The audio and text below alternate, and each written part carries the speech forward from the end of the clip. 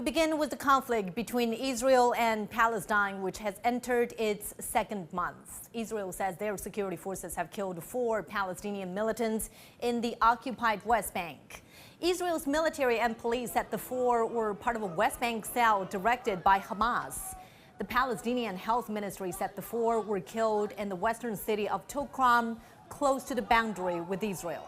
Hamas's Al-Qassam brigade say they have destroyed 27 Israeli military vehicles in Gaza over the past 2 days, including tanks and armed vehicles. Gaza authorities say the death toll in the enclave has climbed to over 10,000, including 4,100 children. And around 1,400 Israelis were killed during the past month. And now let's get the latest from our correspondent Stephanie Freed. Stephanie is certainly following the development there for us closely. So Stephanie, Prime Minister Netanyahu says Israel will consider tactical little pauses, but he still rejected calls for a ceasefire despite international pressure. What would these tactical pauses entail? And does this signal a change in the overall strategy from Israel?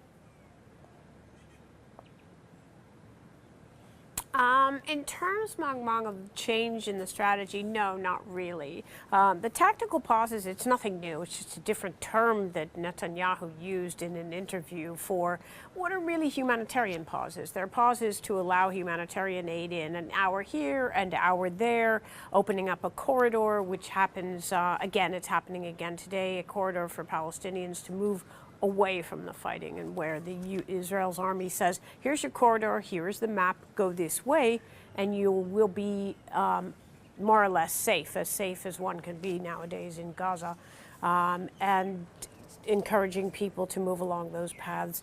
That does not mean ceasefire, and Israel has repeatedly stated that doesn't mean ceasefire, because until the Israeli government and the military have determined that they've achieved their aims, which we're not entirely sure of what that whole picture encompasses. What does achieving the aims, other than wiping out Hamas, well, what does that look like?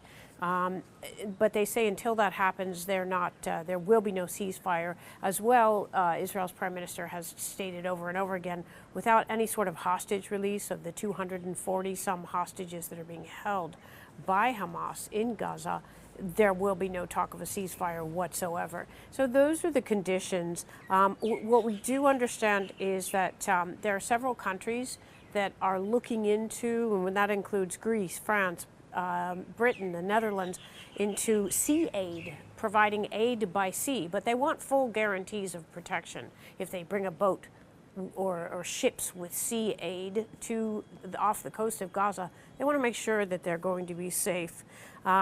And also looking at the bigger picture in terms of strategy you asked about, or tactics. A former head of the Israeli army, Ehud Barak, he says that in his guesstimation or estimation, Israel really only has a few weeks left to do whatever it is they're going to do in Gaza before the tide fully turns, and that encompasses a whole number of factors, but the tide turns against Israel. Well, Prime Minister Netanyahu also says that Israel will take control of overall security of Gaza after the conflict. It could be in a few weeks, as you mentioned. Tell us more about these latest remarks, please. Well, that's also, Mong. It's somewhat of a puzzle to outsiders. Again, this was part of this interview that he gave to an American network, and it's unclear what does that mean. I mean, again, referring back to Ehud Barak, who has said that, I mean, and other officials, Israel doesn't want to go back into Gaza and reoccupy Gaza. They had at one point occupied. That's not an aim. But will there be a constant military presence there for security reasons? As well, there's talk of a multinational Arab force that would take control of Gaza down the pike. And that would be a way of ushering in the Palestinian Authority as their takeover politically and in terms of handling the day-to-day, basically taking over.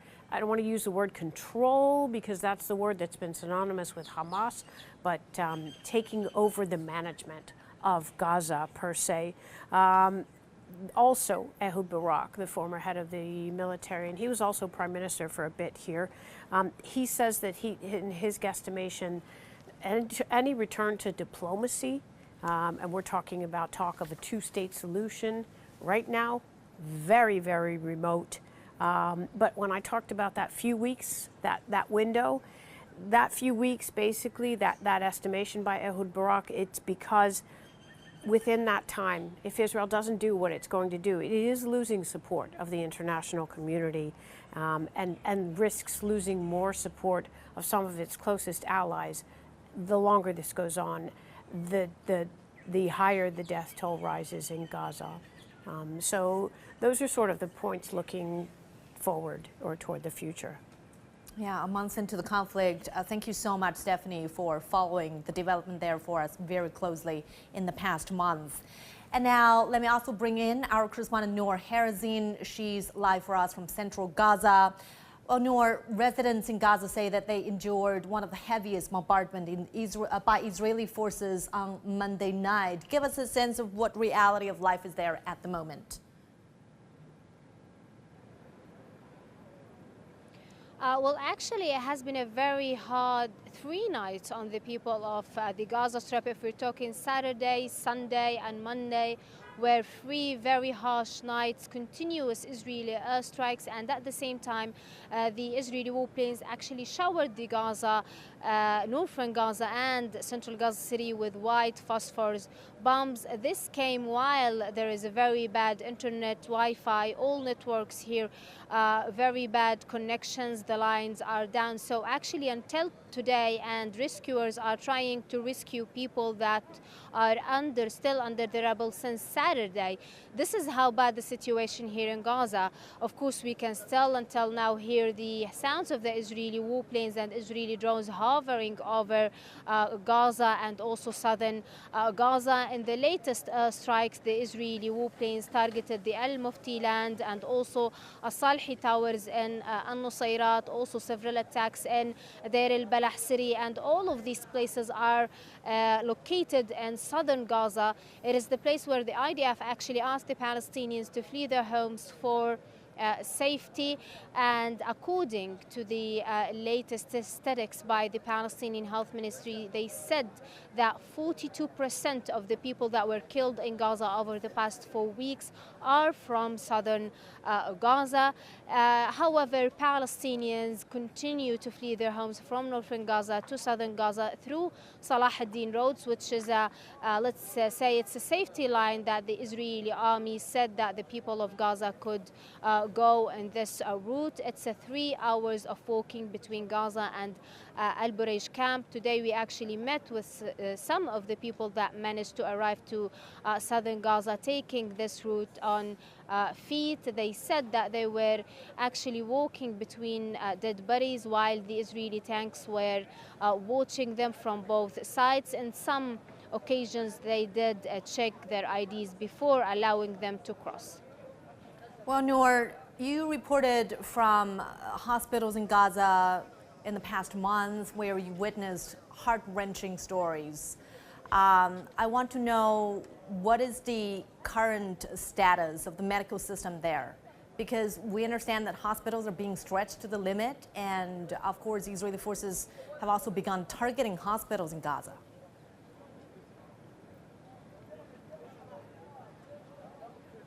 Well, actually, the health system here in Gaza has collapsed for days now, and we have been talking about the very harsh situation here on the hospitals of Gaza with the lack of medicine, medical supplies, and of course, most importantly, the lack of fuel. We've been reporting how we are seeing doctors treating those injured on the floors of the hospitals, how the doctors are operating on people injured, even the patients, even women that are pregnant and they need C-section. All of these operations are being made without any anesthesia. So this is putting actually the lives of even those injured and even those regular patients here in Gaza in a great danger, adding the fact of the Israeli continuous attacks and strikes around Gaza's hospitals like the Al-Quds hospital, the Al-Shifa hospital, hospital and also the Indonesian hospital.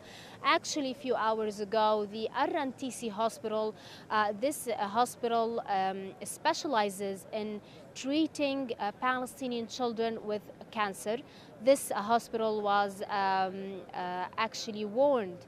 They got few calls by the Israeli military, by the IDF, asking them to evacuate the hospital because it will be targeted. We're talking about more than 70 patients of those children that are getting chemotherapy in the hospital. The hospital is until now trying to evacuate as much children as they can, but the big question is where to evacuate while no one can actually move in the streets of Gaza and while all the hospitals of Gaza are under Israeli fire.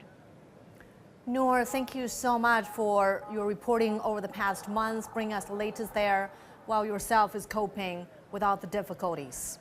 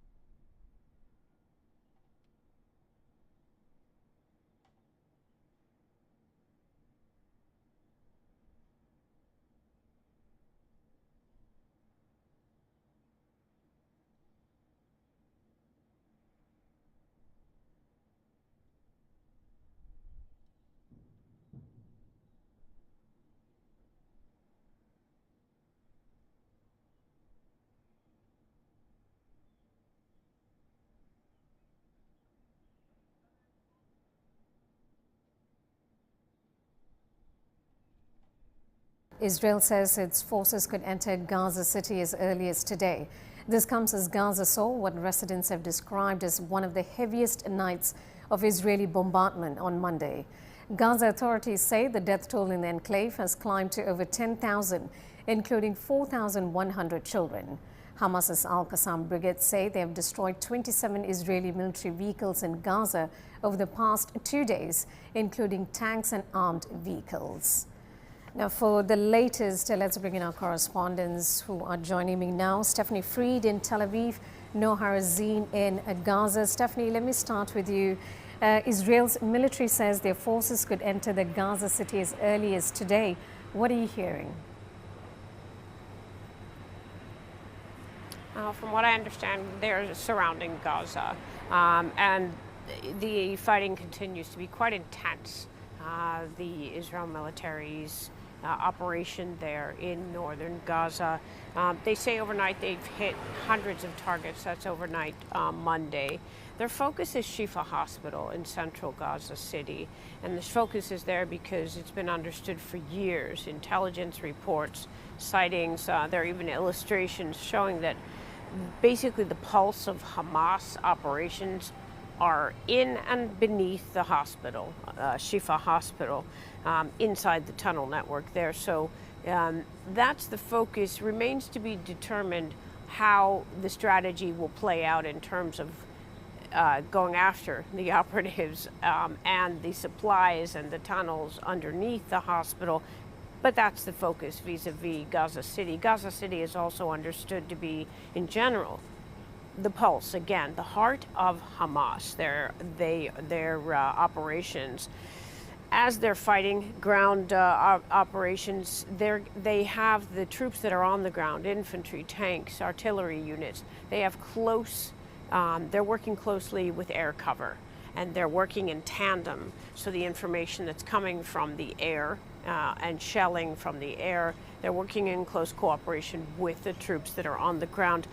What we hear is that overnight observation points, command points, a Hamas youth group center, all in the northern Gaza Strip, were all taken out by Israel's military. Also, a mosque that was used as a rocket launching position was targeted by Israel again, and a central command post used by Hamas. Israel took over control of that.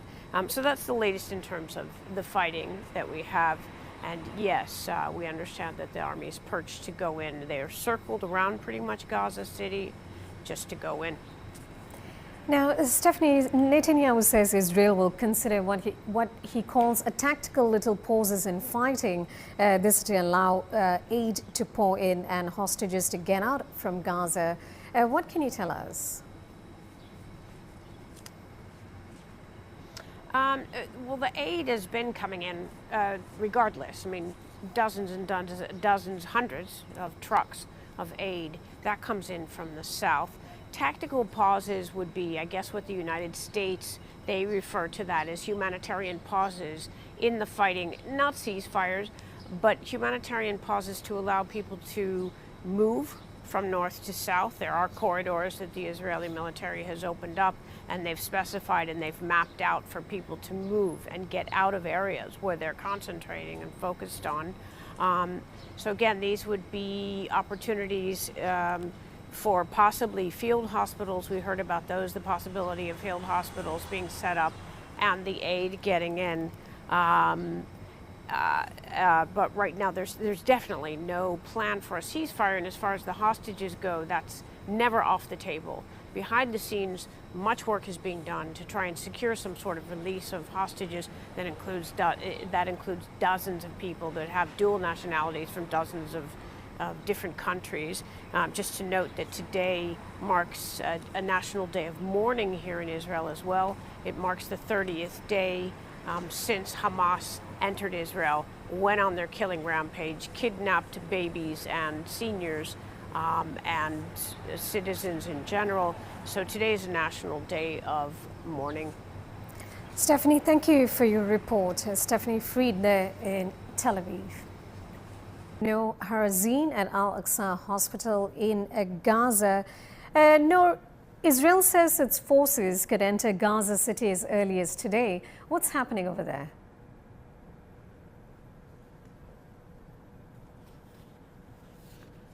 Well, again, the night was a very harsh night on the people of Gaza. Intensive Israeli airstrikes, specifically on central Gaza City and northern Gaza. The Israeli warplanes carried hundreds of Israeli airstrikes, especially around the Shifa hospital and in the Al-Shati refugee camp. Apparently, the hospitals in Gaza, like the Shifa hospital and the Al-Quds hospital and the Al-Nasr hospital in northern Gaza, all of these hospitals are the latest targets for the Israeli warplanes in the past few days. And they intensified its attacks around the hospital, and also the Israeli strikes destroyed the solar plant boats on the rooftop of the Ashifa hospital.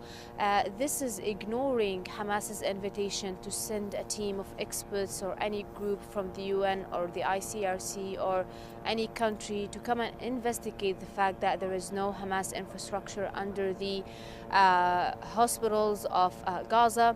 Also, early this morning, we talked to a paramedic that came from the Al-Quds hospital 2 days ago. He said that all the roads to Al-Quds hospital are closed now because the Israeli warplanes have destroyed the whole area, and the Al-Quds hospital is the only building that is actually standing in the area of Tel El-Hawa neighborhood. Regarding the humanitarian aid, yes, there is a humanitarian aid entering the Gaza Strip. However, it is like the Israeli forces are making sure that this aid does not arrive to the people because they've isolated the northern Gaza Strip from southern Gaza. So we're talking about thousands, hundreds of thousands of people in northern Gaza that will not have any access to the aid. At the same time, the Israeli forces targeted the solar plant ports on several bakeries. They also targeted several bakeries. So how actually people will get bread? People cannot eat raw flour. They actually depend on the bakeries to produce the bread. And at the same time, the situation also in the hospital is deteriorating. Over the past few days, several hospitals here in Gaza, the system totally collapsed, and they are very close to shut down. Now, before you came on air, Noor, you mentioned that you lost contact with your family due to the airstrikes and internet cuts. Have you got a hold of them? Unfortunately, I myself did not manage to talk to them because of the very bad networks in the area where they are now taking shelter in one of Gaza's hospital. However, I actually managed to make sure that they are alive through a friend that is using an eSIM, an electronic SIM. He actually went to the hospital and made sure that they are alive, especially that the hospital that they are sheltering have been attacked 2 times, one yesterday, 8 people were killed, and one 2 days ago where 3 people were killed. So you can imagine the amount of pressure. Me and also tens of, actually hundreds of Palestinian journalists who had to evacuate the Gaza Strip, leaving their families behind, the amount of pressure of caring for their families while we are reporting here on the ground from Gaza. Noor, you do stay safe. Thank you for your report. Noor Harzin at Al-Aqsa Hospital in Gaza.